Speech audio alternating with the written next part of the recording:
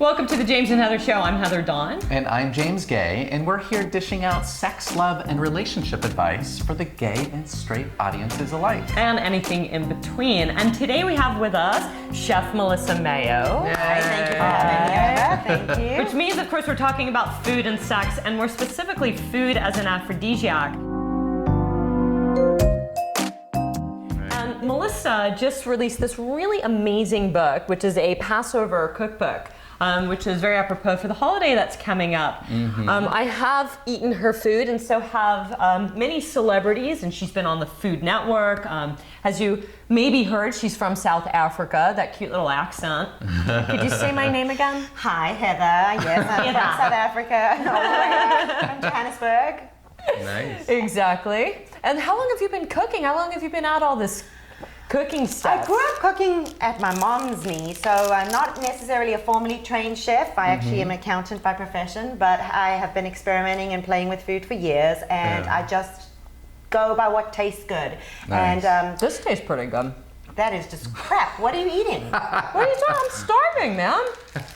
Don't you make stuff like this? You can't pronounce, you know, my guide is if there are X's, Y's, and Z's and chemicals that you can't pronounce, you Right. probably shouldn't be eating it. If you don't recognize what it actually is in the ingredients, Yeah. it's Give me back What's my bar. monotracheovia, ergogalactophorial? Are there any sex-enhancing foods or herbs in there? I thought hazelnuts had some kind of a sexual aphrodisiac slash. Well, in order to feel sexy, you have is to not look it? good. And my philosophy is that abs are made in the kitchen, not in the gym. Oh. You can work your ass off, you can push weights and sweat and eat well, but generally people who work out really, really hard overeat and consume more calories than they burn. So I believe as much muscle as you have, for you to really see it, you have to have your low body fat content, and that all goes back to getting in the kitchen, fresh fruits, ingredients from the ground, nothing that's preservative or chemical based. Okay, I'm putting my And bar that's back. not to say I'm a vegan or I don't eat bread or I don't like cheese or dairy or stuff like that. It just means I like real food. Well, so less processed and more natural sort of Absolutely, ingredients, more absolutely. direct relationship with the sun, the source of energy, right? Totally. And things like herbs and spices and stuff like that, not only are they, It tastes good. good for your body, but they're calorie free. It's a way to like boost any dish. So, you know, using a cumin or a ginger or turning to an oregano or basil could take the same piece of chicken from a Indian field to all the way to Italy just by changing your spices up. So food doesn't have to be boring. Right. Spices are definitely the key to getting a lot of flavor out of your food without necessarily, having to load up on like calories. Right, That's the right. truth. The sauces, and the Yes. sweets, and the sugars. I'm feeling right? so Things from guilty. a I think I bottle. actually am going to hide this behind your back. You know, I can't cook. I have to confess, and I think you know Everyone this can because cook. she does know me. No, I'm great at microwaving, and I even warn dates and stuff like that. I actually, and this is the truth, I can't cook. I can It's make a learned salad skill that I don't have patience I for. do not Apparently. believe you. Anyone I am a can cook. foodie, though. I like good food. Anyone can cook. I don't believe you. Yeah. We're gonna have you give James and I a lesson, perhaps one time.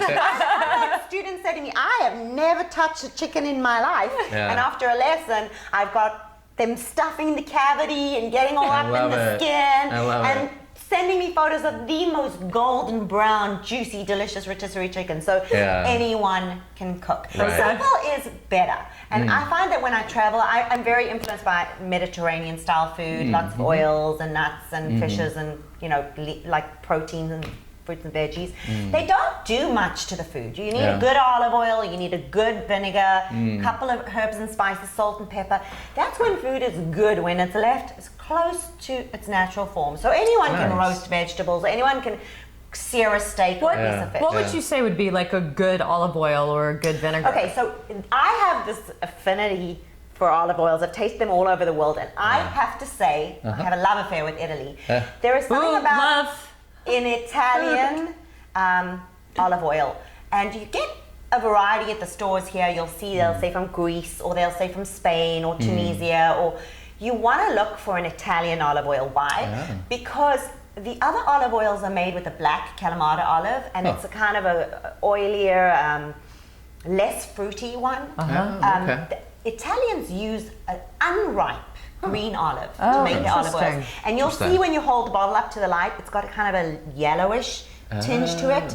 And it's got a very herby flavor. And I love olive oil. I mean, I know it sounds crazy, but I'm good for about a half a cup a day. I think it's good for your skin, your hair, your nails. It's actually, the higher fat I have in my diet, the more my metabolism's burning. I eat a high-fat diet as well. I think it's just so good for lubricating the joints and stuff like that. I mean, I'm not one to slather on moisturizers and stuff, so I kind of do it from the inside. You know, and creaky joints and achy bones. Olive oil is good for you. Oh, that's great. And we have another question, which is, you know, what kinds of foods sort of bring out the, you know, the erotic charge and the... And also, too, it's like, can these foods, as we're talking erotic, really enhance your sex life? Like, what do you know about food as an aphrodisiac? Like, have when people you've cooked for, celebrities or couples, are they asking you sometimes, you know, are these going to help us, like, get sexy tonight? Like, you know, I have to say, those are both really good questions. I find that just a good meal itself, you know if you've had a good food or a bad meal, just a good meal itself brings a level of elation and contentment and satisfaction that kind of comes from the pit of your stomach, and it comes all the way up, and you're just happy after you've had a good meal. I don't know about you, but that's the way to cheer me up. If I'm in a bad mood and I eat something amazing. It can be a tiny block of good dark chocolate. So when you say something that could enhance it, I think I'm always going again for quality. So yes. Well, chocolate has, but it increases dopamine levels, by the way. I mean, chocolate actually has a property that increases dopamine, which is, of course, the feel-good hormone. And it also actually mimics marijuana. And mimics marijuana in the brain. It does. And you'll find that a lot of women just for their cycle actually crave it. It improves their mood, and I don't know. So does about coffee. You. I have to. By the way, coffee too. Cacao beans. I have to finish a meal with a block of Lindt dark chocolate every single meal. I kind of feel if I didn't finish it with something sweet, it wasn't finished. But I like what your point. It's sort of like, you know, the pleasurable aspects of actually cooking and fixing and smelling and tasting, and there's a sensual component to pleasurable eating. When you think about the senses, I mean, let's think about chemistry and sex and all, you know, laws of attraction. All of your senses are involved. You're going to look at someone physically with your eyes, you're going to smell them, you're going to hear their voice, something, you're going to taste it. There is all the senses. And food is one of those that covers the smell and the taste and even just the sound of something sizzling. It's so erotic in all very the primal elements. and primal. The smell. I mean, when I come home and I've got rosemary and garlic cooking in my kitchen, something just starts building inside me, and I'm just happy. So there is that element of just good food and the smell of it, and knowing that it's steaks coming off the grill or a nice glass of red wine. Just the whole process is so essential. I mean, yes, there are specific foods like oysters and stuff like that. Oysters do. They have the amino acids trigger sex hormones in oysters, which is really interesting. By the same token, just the actual process of sitting down with someone you care about, pouring a nice glass of red, drinking that with a good steak, and I also find like variety is key. Colors. I find just like, you know, birds. Just like your sex life, right? Like variety is key. Just like in the sex life, not with people, but doing nature, different things. The male pigeon or bird always has a fanciful, colorful coat to attract the female. It's just like that with food. You know, I'll look at photos, and if the food's just brown or white, I'm not interested. Rainbow colors are so important. So, you know, when I'm cooking, for example, you go for the green lettuce and the cucumbers, but then you want to use a yellow pepper and an orange pepper. And I'm always driven to, what does this dish need by how much color can I put on this plate? Because each of those foods also bring their own nutrients, and they're all you know, bring different. It's interesting as you're talking about color, because James and I were just sort of having a little side conversation where we were talking about, you know, enhancing your sex life. A lot of times couples who've been together a long time get into trouble because they stop looking for variety, or as you would say as a foodie, looking for color or doing different things. And it's like, Totally. we even say this in the bedroom, like play with your clothes, play with your sexual activities, keep it fresh, keep it colorful, keep it alive. And both food and sex are part of the same chakra in terms of the pleasure center. If we're talking the frou-frou spiritual yoga stuff, it's that second chakra of indulgence. Absolutely. And so as variety is a really good, thing to consider. And all these foods that you're talking about really do have chemical compounds in them that mimic sex hormones. Chili peppers stimulate endorphins, and bananas have bromelain in them, and bromelain is linked to raised testosterone levels, along with all your sort of fatty nuts like walnuts and flax seeds. And you were saying you have a high-fat diet, and I do also. People are always asking me, although I don't eat like you, I eat more like a truck driver, but I do. Hence the power bar. It's true. She's getting it. She's getting my hiccup. But is in this thing.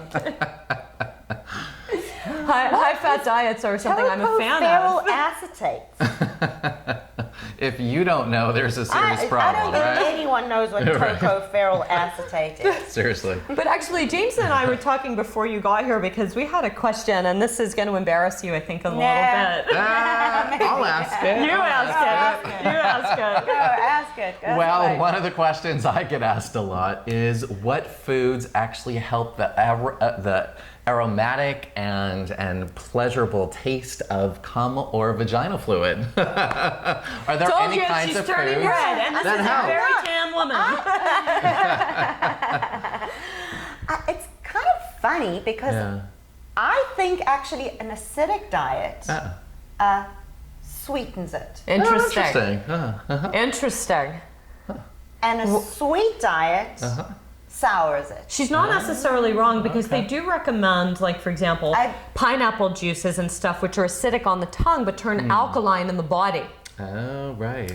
And then So I she's think not exactly wrong. that would be my experience. I mean, I haven't done the thesis on it, and I don't know when I've seen it in any You gonna book. talk to your honey? I'm just gonna be speaking from personal experience. I think we just got her in trouble. Right, I've heard to sort of avoid asparagus and maybe again pineapple juice or celery. Sometimes I've heard also helps. But again, celery, like truffles, does increase testosterone. So there is that theory. It's one of those foods that A little bit of everything and not a lot of anything. As you were saying, There you variety, and it should talk about. I've been happily married for 15 years, and sometimes you think we've been to that exact same restaurant, or we've done the exact same thing, having variety, going to a comedy club or doing something we haven't done before. And it's the same with food. The body, if you're going to feed it the same tuna salad for lunch every day and the same pasta for dinner at night, it's going to get bored. And that is why when you have the sensual experience of food, and the food's changing, and there's always variety and different colors and a little bit of everything, not a lot of anything, you're excited about food, and that excitement carries into your life.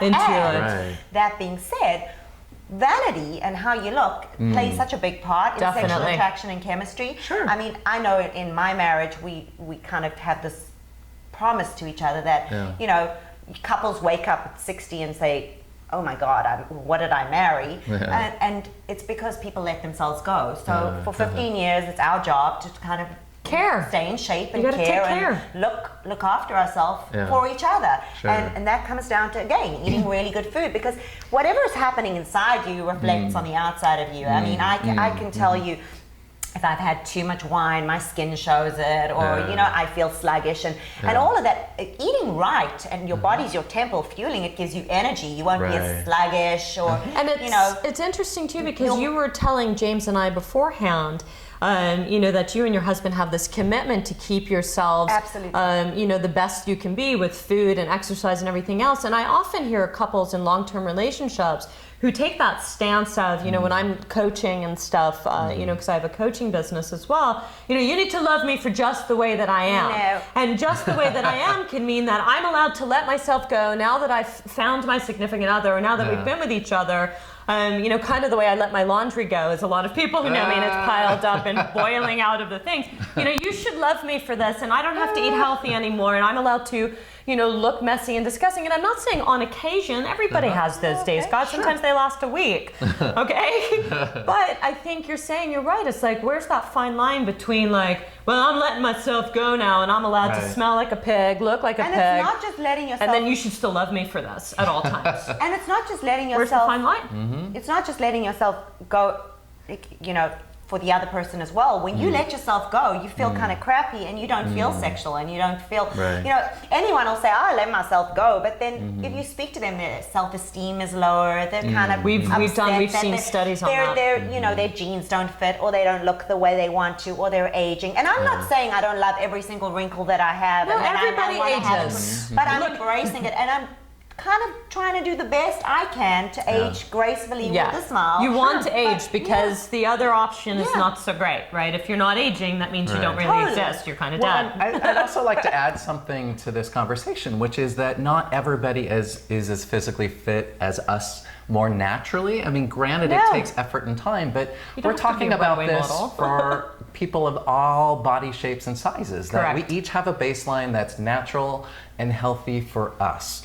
And so we're talking about having good nutrition, physical activity, whatever your body shape or size. I maintain that. 70% of diet, it's diet. Nice. This is your temple. What you put in here will reflect on it. You put in good fruits and vegetables and proteins and nuts and things from the ground, things that God put on the planet for you to consume, and things that don't have all these chemicals in a package or a bottle. I'm never going to live this down. As a guide, if you can't pronounce the ingredients on it, you don't want to be cooking with it. So things, and your body will respond to it. I don't follow a diet. I mean, I eat a little bit of everything and not a lot of anything, but I find your body craves natural food, natural food, and it responds to it. And it's not just from a physical aspect. You feel good. You feel higher energy. Your endorphins. You have less depression. I mean, people that just function better when their body is full of good stuff. And I have to say, water.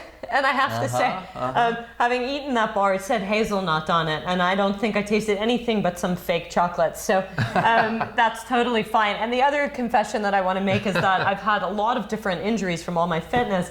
And so I've actually had to focus a little bit on my diet, which again, I'm very, very bad at. I am not a dieter. I'm not good with dieting. I don't believe in diets. But I'm also not a cook. It's a lifestyle. Right? Yeah. So I will say that I am making breakfast these days, so I am cooking eggs. And you had mentioned too the other thing where you said eating the same thing gets boring. Oh, totally. Just like doing the same sexual routine gets boring all the time. However, they also show that one of the reasons a lot of people are building certain like wheat allergies and stuff, and I'm not talking about gluten intolerance, is that because we eat the same foods all the time, you actually start to develop an allergy to them just by the repetition of eating it all the time. And also from not exposing yourself to food as well. I mean, I'll tell you, they did this study, which I found so interesting.